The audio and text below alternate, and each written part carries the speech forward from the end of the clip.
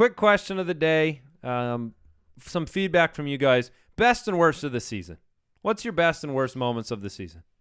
I will jump in here then. My best moment, speaking of the kind of the highlight yearbook video, which we were talking about, Brooks found the original David Johnson call out. There's a lot of people have asked, well, how did that happen? Why do you sing his name? And the true story of how that happened was David Johnson was a guy that, especially Jason and I, we're combine nerds. So when a guy puts up a huge combine production, then you factor in they dominated in college like David Johnson did. I was so excited when Arizona drafted him that just happened to come out during the show. So he caught the origin of it. It was excitement. It was an overflow. Yes, it poured out, and I just had to sing. Sure. You never have those moments. You just have to sing. Right.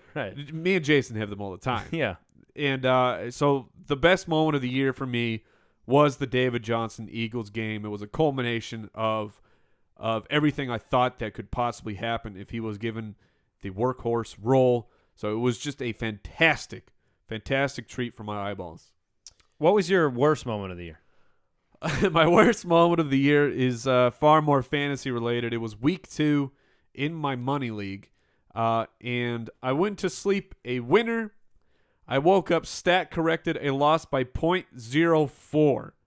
Ouch. And on top of that, we award a point for winning your matchup, and then you get a point for being in the top 6. So there's 2 possible points you can get every week. My point correction knocked me out of both. So that was rough. You tend to wear those bad beats for a little while. So yeah, I'm a salty guy. Yeah, I'm surprised that was your moment, not the getting knocked out of the playoffs by Golden Tate. Yeah. So I mean that was pretty bad. How about you, Jason? What was your best? Well, I mean, come on. The best moment was, of course, winning the League of Record championship. That's in your life, right? Right. Actually, I will say this: I almost thought that looking back, I loved winning the championship, but I think I might have been happier when I beat Andy to get to the championship, just like because I saw your team as better than the championship team. So I felt like that was where I won the championship, and also I think I've lost to you about 3 years in a row in the playoffs. So I was very happy to get that over with. My worst. The worst thing that I've experienced this year was way back in draft season for one of our main leagues. We did an auction league, and I was the auctioneer offline.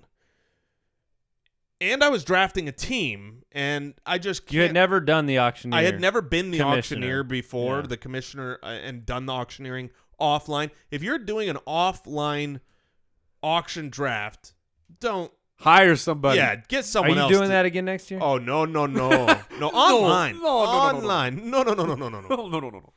All right, so We'll give somebody $20 and they'll come out and do it. it was very comedic because it seemed like what happened was at different times in the actual draft, which lasted seemingly forever. Oh. You just decided, okay, I better just Draft you just a guy. randomly choose the guy. I'm just gonna bid on him. I and had then no I'm gonna move idea on. who was on my roster. I had no idea what I was doing in that draft. Well, I would say one of my best moments is similar to Mike's in the sense that there are certain guys we talked about before the season that paid off big for listeners.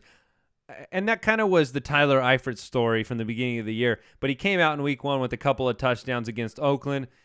You know, he was a late round flyer for us for a lot of leagues where people were drafting guys quite a bit ahead of him. So that was a very satisfying week as a fantasy analyst. I completely agree. To come into the show and know that not only did my team, who drafted Tyler Eifert, do well, but really everybody who listened to the show got a bargain on him, and he carried that through the year, 13 touchdowns on the season despite some of the injury stuff. I would say my worst moment, plural, would be snake. Yeah, well, there's moments when it comes to Arian Foster. Both times he got injured. He was my preseason number 1 guy. Goes out. We had all the hilarity and mockery of Arian because obviously, what was the warning about Arian Foster as my number 1 guy?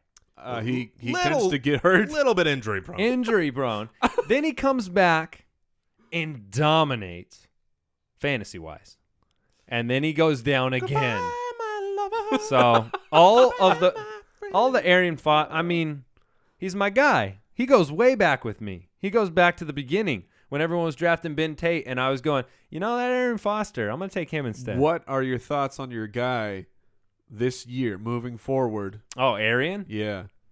I have a feeling he could be in the same segment next year.